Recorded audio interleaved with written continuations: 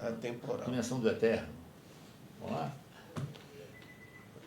Estamos aqui, né, mais uma vez, com o nosso querido deputado Patrus Ananias.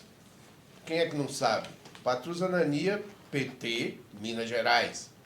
E aí você nos acompanha, porque é preciso exatamente você aí do outro lado para poder ter sentido esse nosso momento aqui, porque a gente quer exatamente fazer frente a essa imprensa, né? Essa imprensa comercial que você sabe como é que é. Então, vamos ao mesmo tempo compartilhar essa nossa conversa aqui. E eu passo a palavra aqui para o nosso deputado para ele fazer as saudações iniciais. Eu estou muito feliz de estar aqui com você, com as pessoas que estão sintonizadas conosco. Quero enviar a todas e todos o meu abraço fraterno, uma saudação de paz, é o que nós mais precisamos no Brasil, uma paz verdadeira, fundada na justiça, no compromisso com a vida, no compromisso com o bem comum, na vivência efetiva dos valores relacionados com a solidariedade, com o amor, com o diálogo.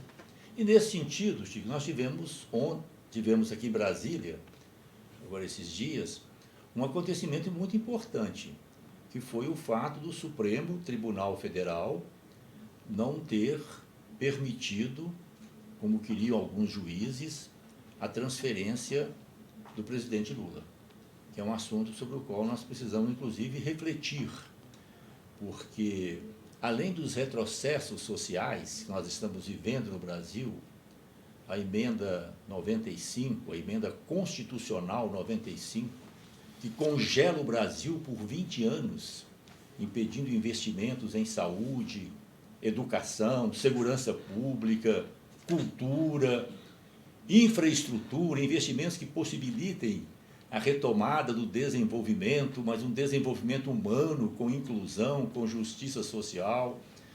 A reforma trabalhista, desmontando toda a legislação trabalhista no Brasil, agora os retrocessos também relacionados com a Previdência.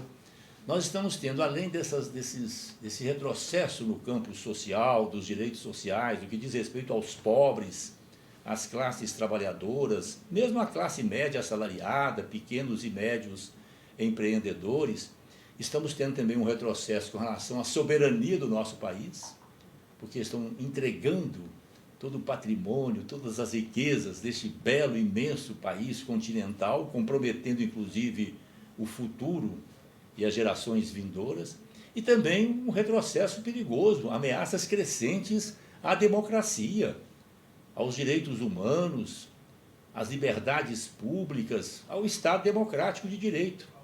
E esse momento em que nós todos nos unimos, forças políticas diferenciadas, para impedir esse retrocesso terrível que seria a transferência do presidente Lula, mostra que nós podemos também construir no Brasil uma frente ampla de pessoas que pensam de forma diferente, mas que têm compromissos comuns com a democracia, com os direitos fundamentais, com as liberdades públicas. Agora, mais grave do que a juíza ter tardiamente, né, e foi lá nas gavetas buscar, né, um pedido antigo da Polícia Federal, exatamente nesse momento, a gente pode avistar aí uma maldade, entendeu? Um objetivo que transcende a nossa compreensão sob o ponto de vista jurídico? Eu penso que sem nenhuma dúvida. Infelizmente, né, assim,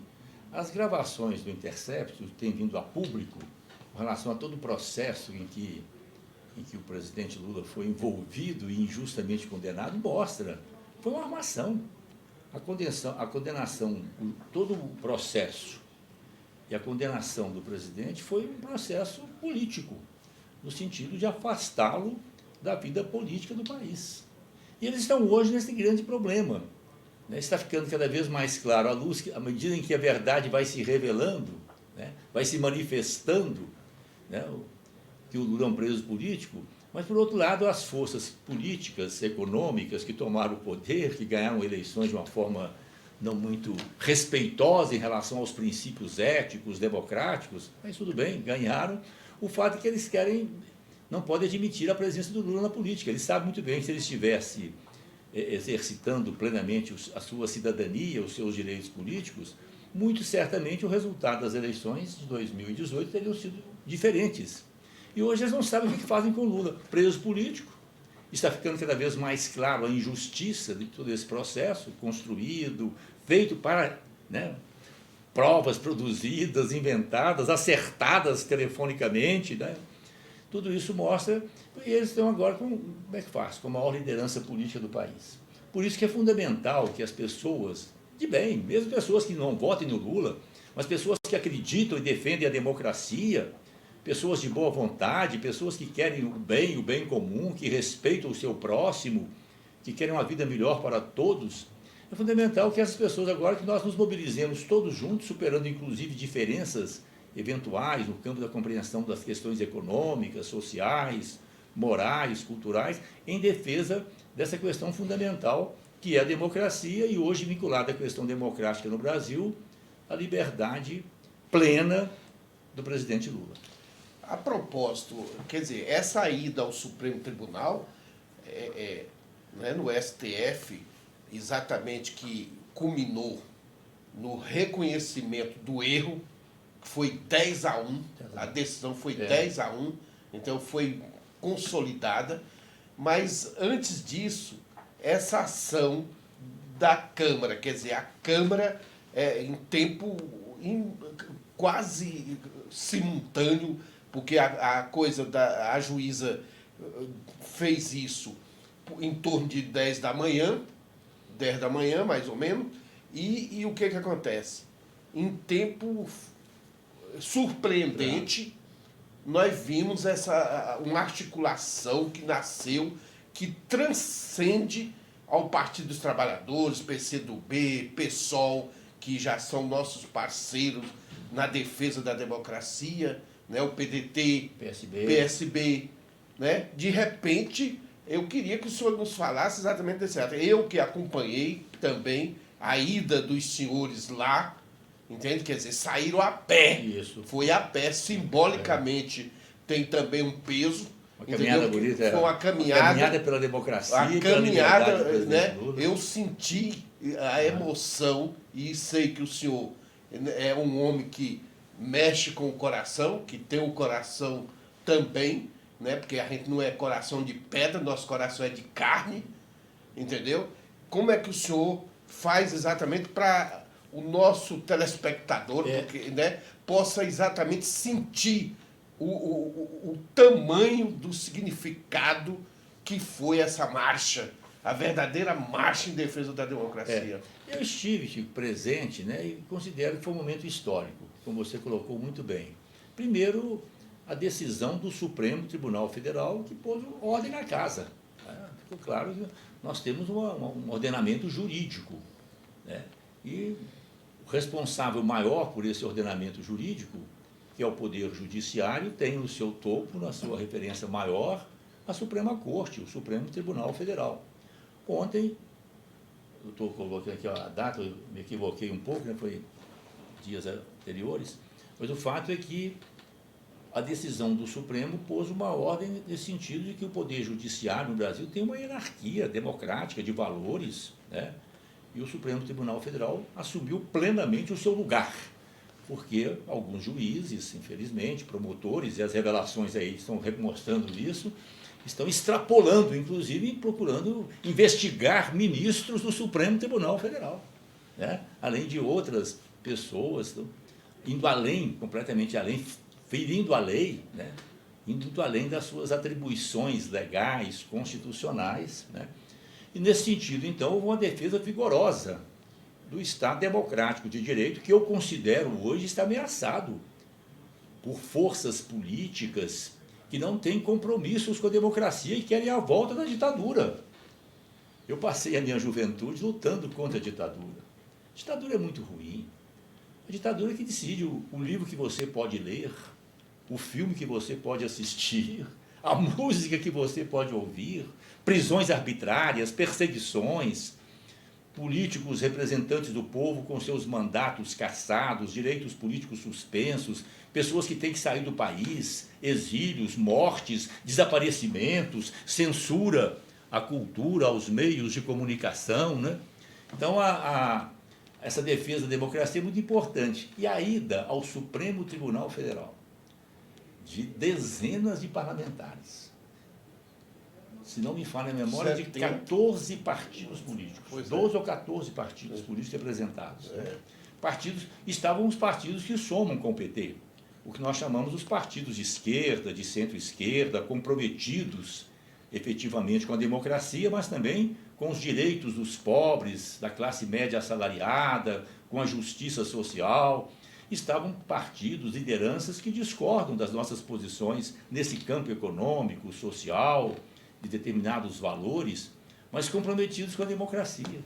Então, abriu-se o espaço para nós criarmos no Brasil uma frente ampla de partidos, pessoas, setores da cultura, setores também do empresariado, movimentos sociais, juventude, igrejas comprometidas efetivamente com a vida e com a mensagem libertadora de Jesus.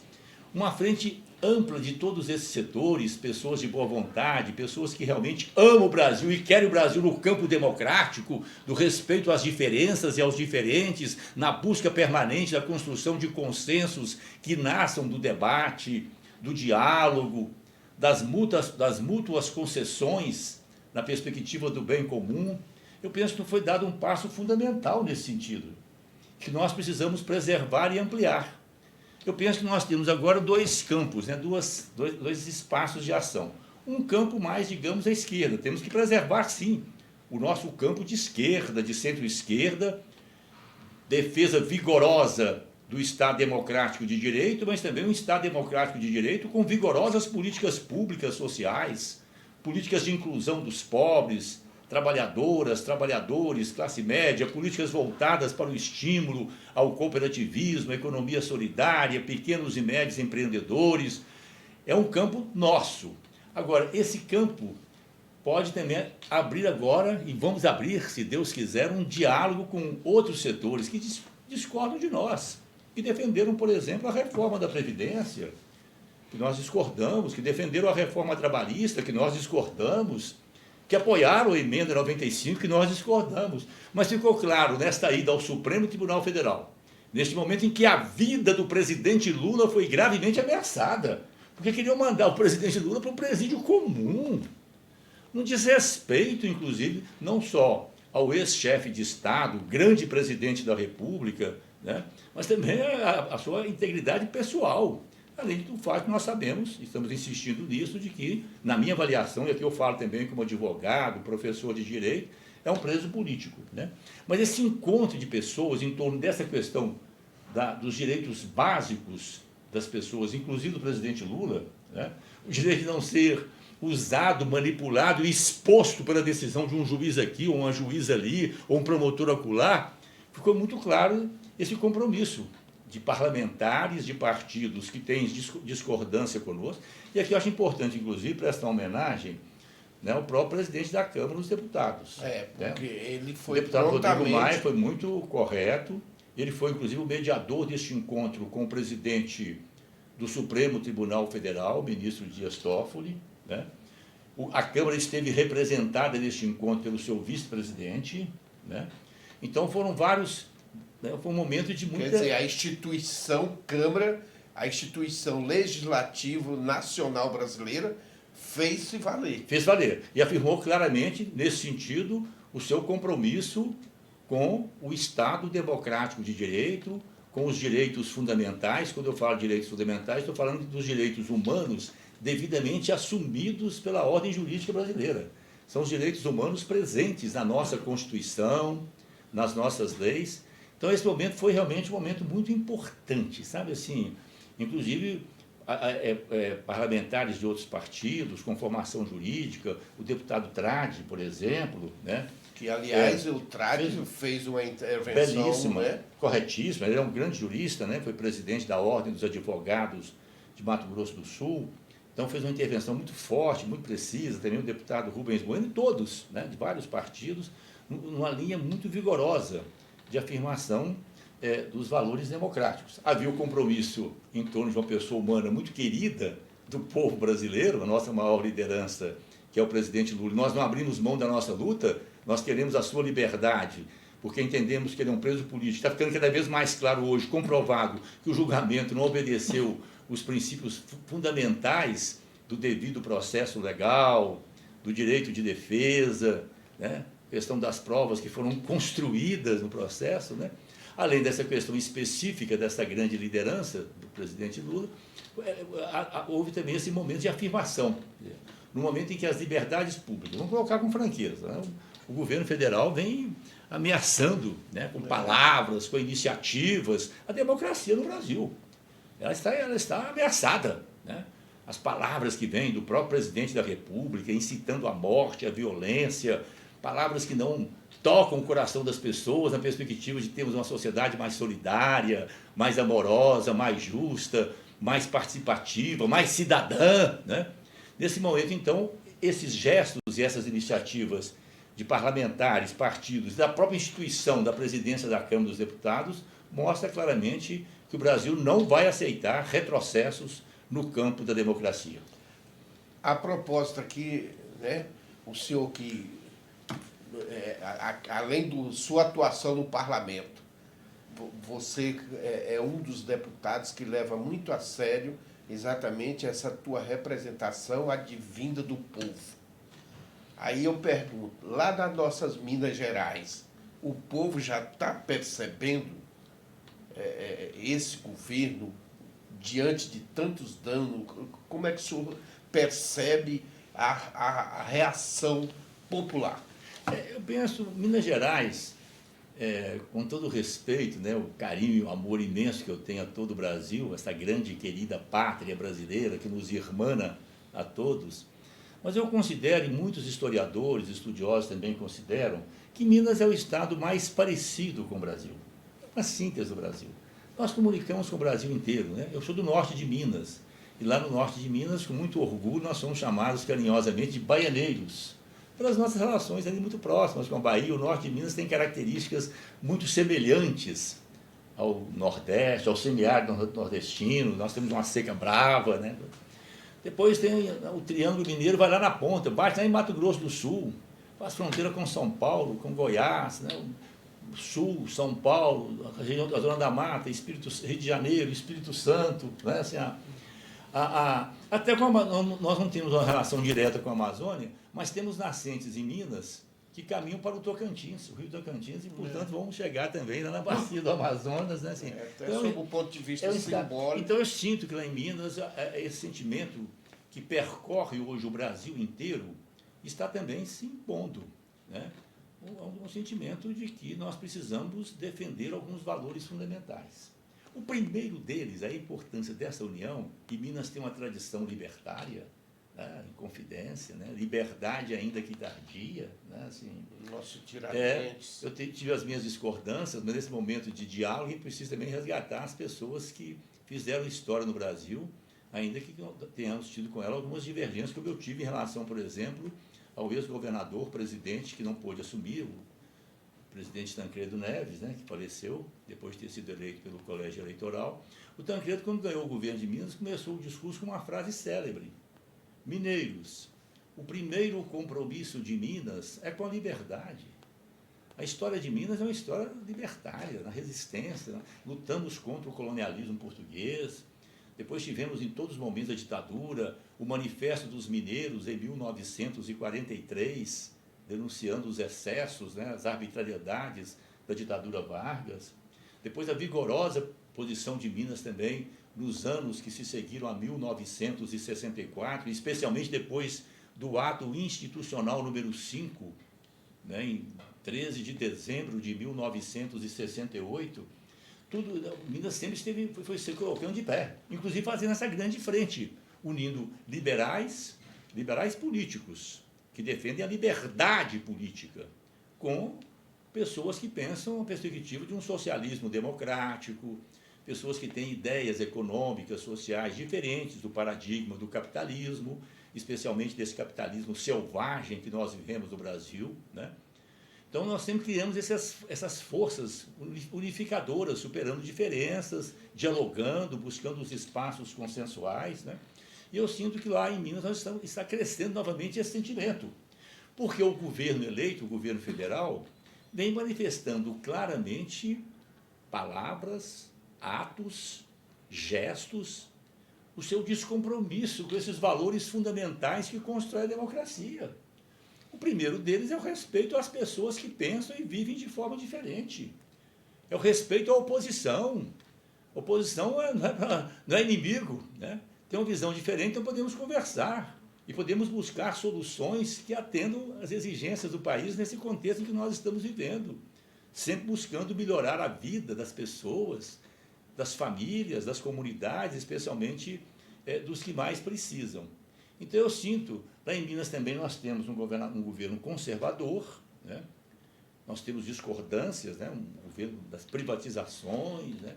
Mas que até o presente momento não vem confrontando, esperamos que continue assim, não vem confrontando esses valores fundamentais relacionados com a democracia, com a liberdade, com respeito às pessoas que vivem e pensam de forma diferente. Pois é, e já está acabando o nosso tempo. Conversa... Entendeu? Quer dizer, vai conversar com o deputado Patrus Ananias aqui da nossa Minas Gerais, entendeu? Tinha que ter mais tempo. Agora só esse tempinho, mas também a gente não pode tomar o tempo dos senhores aí que estão nos acompanhando, mas quem está aqui conosco, compartilhe, né, para multiplicar exatamente essa nossa fala aqui com o Patrus, mas eu não posso concluir sem não falar do Patrus, ex-ministro.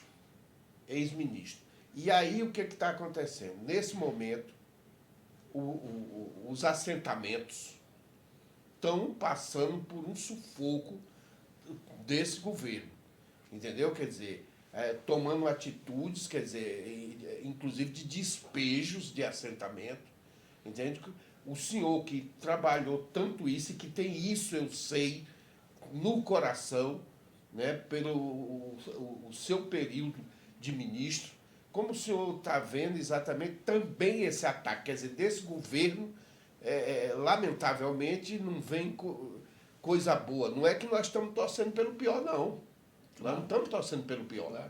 Mas, infelizmente, a marca do governo, um governo que se compara até com motosserra, como é que o senhor está vendo?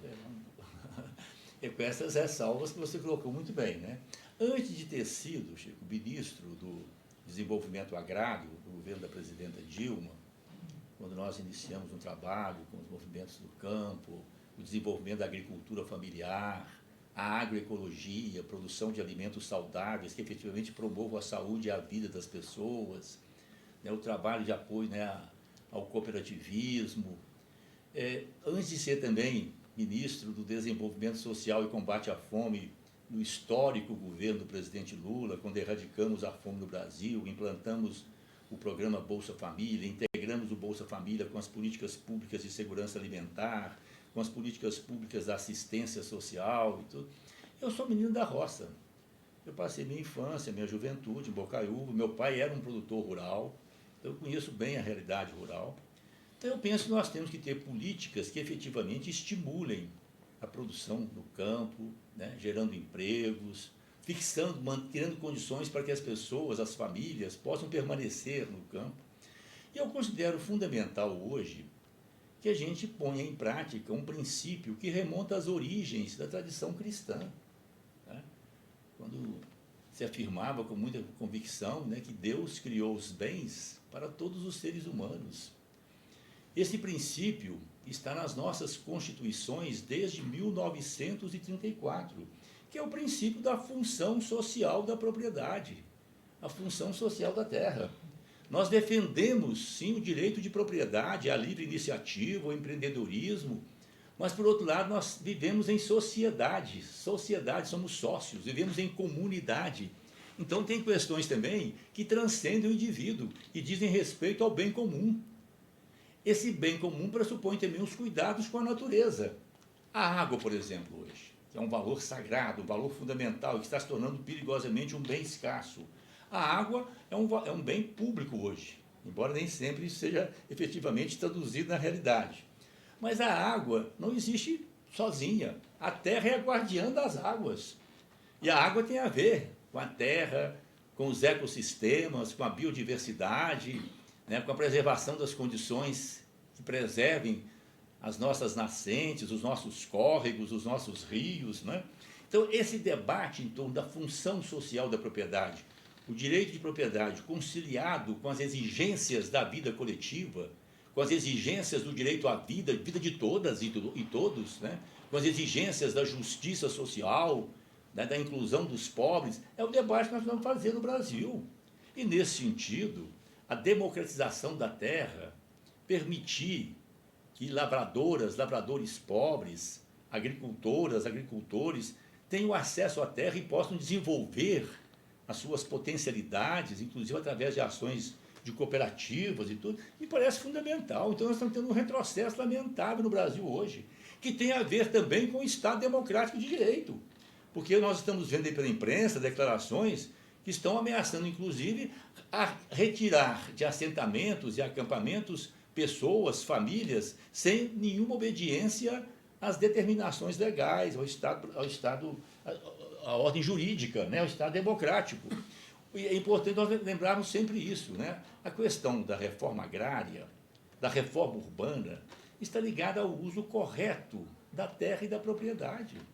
É inadmissível hoje, século XXI, né, com os desafios sociais, os desafios ambientais que nós estamos vivendo, que pessoas tenham terra, propriedade, meramente para fins especulativos. E que essas propriedades não contribuam para o bem comum, não contribuam do ponto de vista social, da inclusão, do combate à pobreza, à fome, e não contribuam também do ponto de vista ambiental. Então esse é o debate que nós precisamos fazer democraticamente na sociedade brasileira. Eu considero, por isso que é importante o que nós estamos vivendo no Brasil hoje, essas iniciativas, né, suprapartidárias, envolvendo forças políticas diferenciadas, porque nós precisamos preservar a democracia e, dentro da democracia, abrimos esse debate. Que sociedade nós queremos para nós, para os nossos filhos, para os nossos netos, para as gerações futuras. Nós temos que ter essa visão também histórica, essa visão prospectiva. Né? Então, eu penso que nós temos hoje no Brasil 3 grandes temas para serem debatidos. Então, assim da nossa conversa hoje aqui. Né? Primeiro isso, o valor fundamental, a base, democracia. Onde as pessoas possam se manifestar livremente, respeitando, é claro, a ordem jurídica, respeitando os direitos do próximo, do outro, né? Mas onde haja um espaço para o debate, né? A busca de soluções maiores, né? A liberdade de pensamento, a liberdade de expressão do pensamento, a liberdade de criação artística, cultural, a liberdade de ser diferente na vida, nos seus procedimentos, desde que não comprometam a vida e o bem dos outros, né? Depois, além da questão da liberdade, da democracia, nós temos que discutir a soberania do nosso país. Que país nós queremos? Nós estamos agora, né, chegando aí, 7 de setembro. Né? O Brasil é, de fato, um país independente? Nós somos titulares da nossa história, do nosso destino? Que país nós queremos? Né? Quem decide o futuro do Brasil? É o povo brasileiro? Somos nós? São vocês? Ou são os grandes grupos econômicos? Esse chamado mercado, essa nova divindade que existe hoje. Né? Assim, os verdadeiros deuses. Novos deuses, né? Eu costumo dizer que é o bezerro de ouro, o novo bezerro de ouro. Né? E a terceira, vinculada à democracia, à soberania, é a questão da justiça social. Um país que se preza, uma pátria, né? Nós cantamos no hino nacional, dos filhos deste solo e as mães gentil. Então nós queremos que o Brasil seja de fato a mãe e o pai gentis de todas as brasileiras, brasileiros, os 210 milhões, né, os que vierem também, os que quiserem também vir para o Brasil, que nós possamos acolhê-los e fazer desse país realmente uma pátria, onde todas as pessoas tenham acesso aos bens e serviços básicos da vida. O meu sonho, Eu estou ficando velho, viu? Mas eu sou mais velho que o senhor, hein? Eu estou mais velho. Só de militância, a minha militância política social começou quando eu tinha 13, 14 anos em Bocaiúva, no Diretório Estudantil de Bocaiúva. Né? Isso já tem mais de 50 anos. Né? Sabe assim? Então, são 50 anos de uma intensa militância política, social, cultural, mas sempre voltado para essa dimensão, sabe? Essa dimensão de nós construirmos uma pátria onde nós tenhamos orgulho. Né? O meu sonho é que nós cheguemos no Brasil um dia em que todas as pessoas, desde a origem, desde o ventre materno, desde o começo, que todas as nossas crianças tenham rigorosamente um patamar comum de direitos e oportunidades na vida. Aí a questão, portanto, da importância das políticas sociais, da educação pública de qualidade, a preservação da universidade pública, né, a questão da saúde, garantir a vida efetiva das pessoas desde o início. Este é o sonho de um país que eu tenho. Não vou abrir mão e quero que um número crescente de pessoas comecem a pensar sobre isso. Que pátria, que país que nós queremos? Isso vai além de nós. Claro que cada um de nós quer o seu bem, o bem pessoal, nós queremos progredir na vida, nós temos os compromissos com as nossas famílias, né? Nossos filhos, netos, irmãos, parentes, com a nossa comunidade mais próxima, mas temos que abrir também, alargar os nossos corações, as nossas mentes, os nossos olhares, os nossos ouvidos, para captarmos esse país imenso, porque o Brasil é muito bonito. Uma dívida que eu tenho, assim, uma gratidão, melhor dizendo, com o presidente Lula, onde eu fui ministro mais tempo, né? Como ministro do Desenvolvimento Social e Combate à Fome, e visitei todos os estados do Brasil. Eu conheço o Brasil bem, todos os estados do Brasil, e visitei por dentro, zona rural, cidades menores, a periferia das grandes cidades, o contato mais direto com as populações, né? Com os pobres, inclusive, sobretudo. Então, eu tenho o Brasil no coração, em todos os lugares eu me sentia em casa. E a emoção de vermos a bandeira nacional, o hino nacional brasileiro.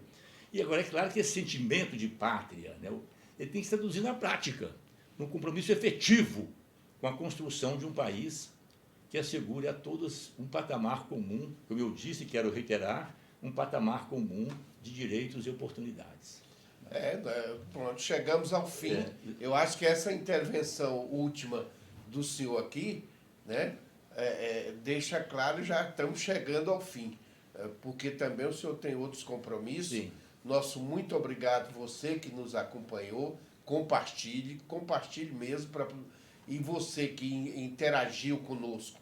Eu não pude acompanhar aqui, porque eu não estou nem com o celular na mão, quer dizer, terminei vindo aqui sem o celular, mas espero que todas as intervenções de vocês se multipliquem, tá? Nós aqui depois estamos sendo filmados aqui, e o deputado ele não só fala, como depois ele analisa toda essa intervenção dele. Tá? E nosso muito obrigado aqui, o João Abreu. O João Abreu que está lá nos bastidores, é o homem do botão, né? Aí ele já deu sinal para a gente, né? O Carlos Leite, que é o nosso chefe, que deveria estar aqui nessa entrevista, mas eu tive a satisfação e a felicidade de fazer essa entrevista aqui com o Patrus Ananias. Não tem como conversar, viu, Patrus? Eu quero confessar o seguinte, não tem como entrevistá-lo sem não botar o coração. Sem não botar o coração, porque você que advogou para jornalista, sim, né? E eu como jornalista e radialista aqui, que eu já tenho 42 anos só de radiojornalismo, né? Então eu já estou meio velhinho. Mas o que eu acho bonito é isso, no nosso caso, o seu, no meu, né? A gente vai avançando na idade, mas preservando rigorosamente os sonhos, os compromissos que a gente já tinha desde a juventude, né? Pois sob o ponto de vista cristão, né? Eu como católico e você também católico, né? Nós somos um leão em crescimento. Exatamente. Um leão em crescimento, ou seja, afinado, você que se relaciona tão bem com a juventude também, né? Então, quer dizer, a nossa idade nos dá essa possibilidade de tratar, inclusive, aquele que está nascendo hoje como nossos netos, claro, né? Então, é muita felicidade. Então, as suas considerações finais e damos por encerrado. Não, só agradecer de coração, Chico, a você, né, as pessoas que estiveram conosco, Abreu lá no cantinho dele lá, né? Agradecer com muito carinho, com muita gratidão às pessoas que estiveram sintonizadas conosco, deixar aqui o meu abraço, né, fraterno, já mencionado no início da nossa prosa, né, da nossa conversa, e já que você mencionou a questão da nossa formação cristã, católica, numa linha ecumênica, né, claro, de respeito, de diálogo. Sem fundamentalismo. Sem fundamentalismo, né, a outras igrejas cristãs, a outras tradições religiosas, também aqueles que não professam fé religiosa, mas muitas vezes têm compromissos com o bem comum, com as pessoas, com a vida. Eu quero deixar um abraço e uma mensagem muito forte, que eu acho muito bonita aqui na palavra de Jesus, que é curta, mas é muito precisa. Eu acho que sintetiza muito os sinais da presença dele entre nós. Eu vim para que todos tenham vida e a tenham em plenitude. É isso aí, Lula livre!